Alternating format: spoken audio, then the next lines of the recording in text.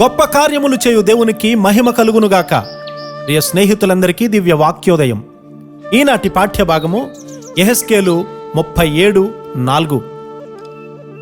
అందుకాయన ప్రవచనమెత్తి, ఎండిపోయిన ఈ ఎముకలతో ఇట్లనుము, ఎండిపోయిన ఎముకలారా, యెహోవా మాట ఆలకించుడి. ఎండిపోయిన ఎముకల వంటి వారితో ప్రవచనము నిండి ఉంది. దేవుని దృష్టిలో మనము వట్టి ఎముకలము మాత్రమే. నిత్యత్వము కొరకు ప్రయాసపడేవారు సజీవ ఎముకల వంటి వారు. అబ్రహాము గారు జీవించారు. ఆయన సంతతి ఈనాటి వరకు నిలిచి ఉంది. దేవుని ధర్మశాస్త్రము మనకు దీర్ఘాయుషునిచ్చే మందులాంటిది. దేవుని చిత్త ప్రకారము చేయువాడు ప్రవక్త.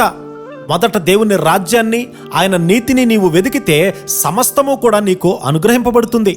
కొందరు లోక రీతి వాటి కొరకే ప్రార్థన చేయడం నేర్చుకున్నారు. అయితే దేవుడు ఆ ప్రార్థన విన్నట్లు కనబడుతుంది, కానీ ఒక సమయం వచ్చినప్పుడు ఇక ఎప్పటికీ ఆయన వినరు. ఈ ప్రవక్త ఇతరులకు బోధించే సమయం వచ్చింది. ఆ సమయంలో బలమైన గాలి వీచింది. అది వేడి గాలి, వ్యభిచారపు గాలి. అది నిన్ను ఎండిపోయిన ఎముకగా చేస్తుంది గనుక మానవులంతా ఎండిన ఎముకల వలె అయిపోయారు. ఒకవేళ వ్యభిచారపు గాలి నుండి తప్పించుకుంటే ధనాశ అనే గాలి వల్ల గాని, కులము అనే గాలి వల్ల గాని ఎండిపోతూ ఉన్నారు. యెహెజ్కేలు గారితో దేవుడు నిన్ను సిద్ధపరిచాను అంటూ ఉన్నారు. ఎండిన ఎముకలకు బోధించినట్లు అతనిని దేవుడు సిద్ధపరిచారు. నీవు దేవుని చేత సిద్ధపరచబడుతూ ఉన్నావా? కొంతమంది తల్లిదండ్రులకు పాపమంటే భయము లేదు. నీ పాపాలు ఎముకల్లోకి లోతుగా చొచ్చుకొని పోవునని నీకు తెలుసా?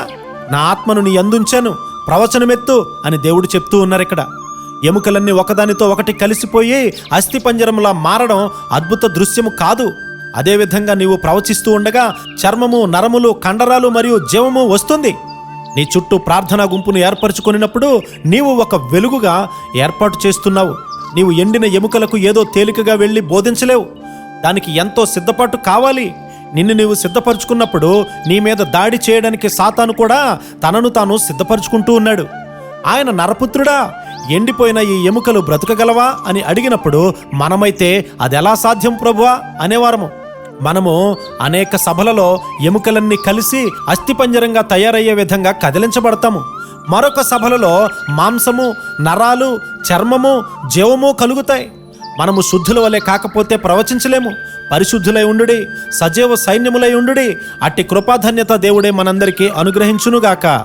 ఆమేన్.